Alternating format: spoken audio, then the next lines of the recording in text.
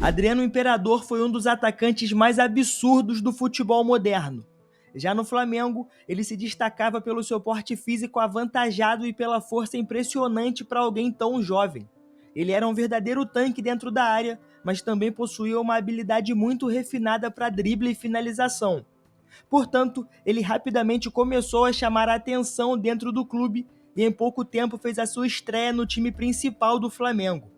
Foi no ano 2000, com apenas 18 anos, que Adriano teve a sua primeira temporada completa no profissional. E logo de cara, o jovem atacante mostrou que não estava ali para brincadeira. No seu primeiro ano, ele balançou as redes 9 vezes e se tornou uma das principais promessas do futebol brasileiro.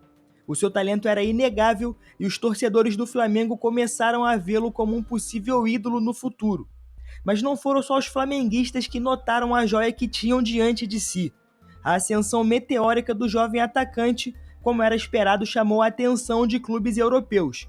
E um time em especial enxergou em Adriano o potencial para ser um dos grandes atacantes do futebol mundial, a Inter de Milão. Na época, o clube italiano já tinha tido uma experiência positiva com brasileiros no passado, especialmente com Ronaldo, que havia encantado o mundo com sua passagem pelo clube antes das lesões. Com isso, os dirigentes viam Adriano como o próximo grande craque saindo do Brasil. Dessa forma, no início de 2001, a Inter de Milão desembolsou cerca de 7 milhões de euros para tirar Adriano do Flamengo. Era o começo de uma nova jornada para o jovem atacante, visto que ele estava deixando o Rio de Janeiro, a Vila Cruzeiro e o Flamengo para encarar um desafio imenso na Europa. Mas será que ele realmente estava pronto para isso? Essa era a grande dúvida na época. Muitos jogadores brasileiros brilhavam em solo nacional, mas sofriam para se adaptar ao futebol europeu. Seria Adriano apenas mais um desses casos, ou ele realmente tinha algo especial que o faria triunfar em uma das ligas mais difíceis do mundo? Bom, a resposta veio logo em sua estreia. A Inter decidiu não esperar muito para testar a sua nova joia. Logo após a sua chegada, o clube marcou um amistoso contra ninguém menos que o Real Madrid em pleno Santiago Bernabéu. Para Adriano, aquilo poderia ser um desafio imenso, e realmente foi, mas não da maneira que muitos imaginavam. O brasileiro começou no banco de reservas como era esperado, já que tinha acabado de chegar ao time. Mas quando entrou no segundo tempo, fez questão de deixar uma marca que jamais seria esquecida. Aos poucos, Adriano começou a infernizar a defesa do Real Madrid. A sua força física, velocidade e habilidade com a bola nos pés chamavam muita atenção. Mas o momento que realmente definiu a sua estreia veio quando a Inter ganhou uma falta na entrada da área. O que aconteceu em seguida foi histórico. Adriano deu alguns passos para trás, tomou um impulso e soltou um canhão com a perna esquerda. A bola voou como um míssil, sem chance para Cacilhas. Um golaço. Dizem que o chute atingiu uma velocidade de 105 km por hora. Se isso for exagero ou não, pouco importa. O que importava na verdade era que o jovem brasileiro havia acabado de apresentar ao mundo a sua marca, a potência absurda no pé esquerdo. Aquele gol garantiu a vitória da Inter por 2-1 e fez com que Adriano ganhasse as manchetes no dia seguinte. As comparações com o Ronaldo Fenômeno foram imediatas. Afinal, quantos brasileiros chegavam à Europa e tinham um impacto daquele jeito? Porém, apesar do bom momento, Adriano logo se deparou com um problema que muitos jovens enfrentavam em grandes clubes: a concorrência. A Inter de Milão naquele momento tinha um elenco recheado de estrelas no ataque, e mesmo com todo o talento do brasileiro, ele precisava de um tempo para se desenvolver. Só que na Inter ele não teria essa oportunidade imediatamente. O clube então decidiu que o melhor para sua evolução seria um período de empréstimo, e foi assim que Adriano foi enviado para a Fiorentina na segunda metade da temporada 2001-2002. Por lá, o brasileiro finalmente teve a sequência que precisava. Apesar de ser um clube menor do que a Inter, a Viola ainda disputava a Série A e oferecia um ótimo nível de competição. E foi lá que o brasileiro começou a mostrar todo o seu potencial. Mesmo chegando no meio da temporada, Adriano marcou 6 gols em 15 jogos. Os seus chutes potentes, a sua imposição física e sua habilidade em dribles curtos fizeram com que ele rapidamente se tornasse uma peça essencial do time. Os torcedores da Fiorentina sabiam que tinham um talento especial em mãos, mas para a decepção deles, Adriano não ficou por muito tempo.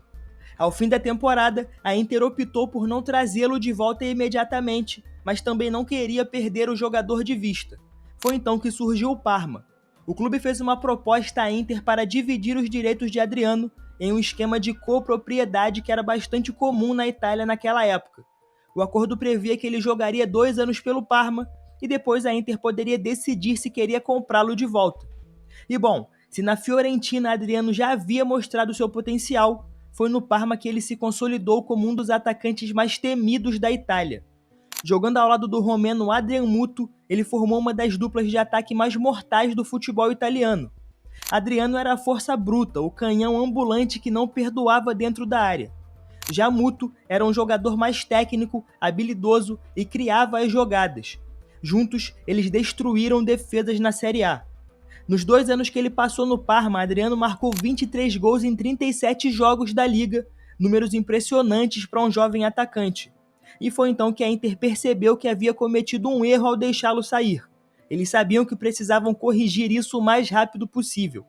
E foi então que em janeiro de 2004, o clube desembolsou 23 milhões de euros para trazer Adriano de volta. Dessa vez, não haveria mais empréstimos. A Inter queria que ele fosse o protagonista. O menino da Vila Cruzeiro estava de volta a Milão, mas agora ele já não era mais uma promessa. Era um craque pronto para dominar a Itália, e foi exatamente isso que aconteceu. Os meses finais da temporada 3-4 serviram como um mero aperitivo do que estava por vir. Adriano jogou 16 partidas na Série A e marcou 9 gols, uma média excelente para quem havia acabado de voltar ao clube. Porém, foi na temporada seguinte que ele entrou definitivamente para a história. Foi nessa época, inclusive, que ele recebeu o apelido de Imperador. E não foi à toa, tá? Ele dominava os jogos com uma imponência raramente vista. Era um atacante completo que combinava força, velocidade, técnica e um chute absolutamente devastador. E os números falam por si. Foram 28 gols em todas as competições, 16 gols na Série A, 10 gols na Liga dos Campeões e 2 gols na Copa da Itália. A Inter de Milão já havia visto grandes atacantes em sua história, mas poucos foram tão dominantes quanto Adriano naquele momento. Ele era um verdadeiro pesadelo para os zagueiros. E se alguém ainda tinha dúvidas sobre o seu talento, a Copa América de 2004 acabou com elas. A seleção brasileira chegou à competição sem os seus principais astros. Ronaldo, Ronaldinho e Kaká não estavam no elenco, mas isso não significava que o Brasil não era favorito. Afinal, o time contava com Adriano em estado de graça, e foi exatamente isso que ele mostrou. O atacante marcou 7 gols no torneio, incluindo um hat-trick contra o Chile e um dos gols mais icônicos da história da seleção brasileira, o empate no último minuto contra a Argentina na final. E perde num jogo dramático por 2-1. Pode até empatar. Quem sabe agora? Capricha, Adriano. Olha o empate! Gol! O Brasil perdia por 2-1 e os argentinos já começavam a comemorar o título. Porém, nos acréscimos, Adriano recebeu a bola na área, girou sobre o zagueiro e bateu de perna esquerda no canto do goleiro. Um golaço. A partida foi para os pênaltis e o Brasil venceu e conquistou o título. Adriano foi eleito o melhor jogador da competição e terminou como um artilheiro. Era oficial. Adriano não era apenas um grande jogador, ele já era um dos melhores atacantes do mundo. Porém, foi exatamente naquele momento de glória que a sua vida mudou para sempre. No dia 3 de agosto de 2004, Adriano recebeu um telefonema que mudou a sua trajetória. O seu pai, Almir Leite Ribeiro, havia falecido aos 44 anos, vítima de um ataque cardíaco. Para qualquer pessoa, perder um pai é devastador, não tenha dúvidas. Mas para Adriano, aquilo foi ainda pior.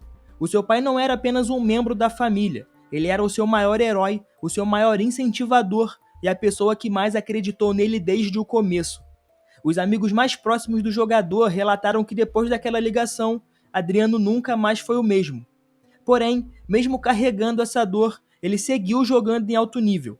Adriano ainda conseguiu manter um nível bem alto na temporada seguinte. Ele marcou 19 gols em 47 jogos e ajudou a Inter a conquistar mais um título da Copa da Itália e da Supercopa da Itália. Na Série A, a equipe terminou em terceiro lugar, mas acabou ficando com o título posteriormente após a Juventus ser rebaixada devido ao escândalo de manipulação de resultados. Porém, apesar do sucesso coletivo, algo já não estava certo com Adriano. O brilho nos seus olhos havia desaparecido. O jogador que costumava dominar os jogos com sua potência agora parecia carregar um peso enorme nas costas. O mundo do futebol não sabia ainda, mas aquele era o começo do fim para Adriano Imperador. A temporada 5-6 foi a última grande exibição do atacante no futebol europeu. Mesmo ainda sendo um dos atacantes mais temidos do mundo, ele já não era o mesmo jogador de antes. A perda do seu pai teve um impacto devastador na sua vida pessoal e profissional, e pouco a pouco essa dor começou a corroer a sua motivação, a sua forma física e a sua carreira. O que antes era visto como um atacante imparável passou a ser tratado como uma preocupação dentro da Inter de Milão. Apesar das dificuldades, Adriano ainda foi convocado para a Copa do Mundo de 2006 na Alemanha. Ele fazia parte do chamado quadrado mágico, ao lado de Ronaldo, Ronaldinho e Kaká. O Brasil era o grande favorito ao título e tinha tudo para repetir o sucesso de 2002, mas o torneio foi um desastre para a seleção brasileira. O Brasil foi eliminado nas quartas de final pela França com uma atuação patética. O sonho do Hexa havia acabado e para Adriano aquele fracasso teve um impacto ainda mais profundo. Ao voltar para a Inter de Milão após o Mundial, o jogador já não tinha mais o mesmo comprometimento de antes. Ele começou a faltar treinos, chegar atrasado às concentrações e demonstrar desinteresse nos jogos. Os problemas internos com a diretoria e com o técnico Mancini começaram a crescer, e o treinador passou a deixá-lo no banco de reservas com mais frequência e a sua importância dentro do elenco foi diminuindo. Adriano também começou a perder a sua forma física. Ele já não era mais o atacante veloz e explosivo que aterrorizava os zagueiros. O peso extra dificultava sua mobilidade e as lesões começaram a se tornar cada vez mais frequentes. O resultado foi inevitável. Ele marcou apenas 6 gols em toda a temporada. A Inter de Milão, no entanto, continuava vencendo. O time conquistou a Série A mais uma vez e consolidou a sua hegemonia no futebol italiano. Mas Adriano, por outro lado, já não era mais o protagonista dessa história. O craque que um dia foi chamado de novo Ronaldo estava perdendo a batalha para si. E tudo piorou na temporada seguinte. Os seus problemas extracampo se intensificaram ainda mais. Ele passou a frequentar baladas com mais frequência, muitas vezes sendo visto em festas até altas horas antes dos jogos. Os jornais italianos passaram a estampar notícias sobre as suas noitadas mais do que sobre os seus gols. E então, em novembro de 2007, veio a decisão mais drástica da Inter de Milão. Adriano foi enviado ao Brasil para um período de afastamento de 18 meses. A intenção do clube era que ele se recuperasse mental e fisicamente longe da pressão europeia, mas na prática o que aconteceu foi exatamente o oposto. Depois desse período, ele retornou à Europa no meio de 2008, mas estava longe de ser o mesmo jogador que havia deixado o clube. Agora, ele se encontrava sem espaço, sem motivação e sem a confiança do técnico José Mourinho, que não via nele um atleta com a mentalidade necessária para se manter no mais alto nível. O português foi contratado pela Inter com uma missão clara: transformar o time em um candidato ao título da Liga dos Campeões. E para isso, ele precisava de jogadores totalmente comprometidos com o projeto. Adriano não era um deles. O Mourinho chegou a dar algumas chances ao brasileiro, mas rapidamente percebeu que ele não tinha mais a mesma intensidade e disciplina de antes. Os seus números na temporada 8-9 mostram isso com clareza. Ele marcou apenas 4 gols em 14 jogos da Série A. E aí a paciência da diretoria da Inter chegou ao fim. A gota d'água aconteceu em março de 2009, quando Adriano viajou ao Brasil para defender a seleção nas eliminatórias da Copa do Mundo. Depois dos jogos contra Equador e Peru, era esperado que ele retornasse a Milão, mas isso nunca aconteceu. O imperador simplesmente desapareceu. Durante dias, ninguém sabia onde estava o Adriano. Ele não atendeu telefonemas da diretoria do Inter, dos jornalistas e nem mesmo de seus empresários. E quando finalmente apareceu, deu uma declaração que chocou o mundo, falando que não sabia quanto tempo ia ficar sem jogar e que precisava repensar a carreira. Era o fim.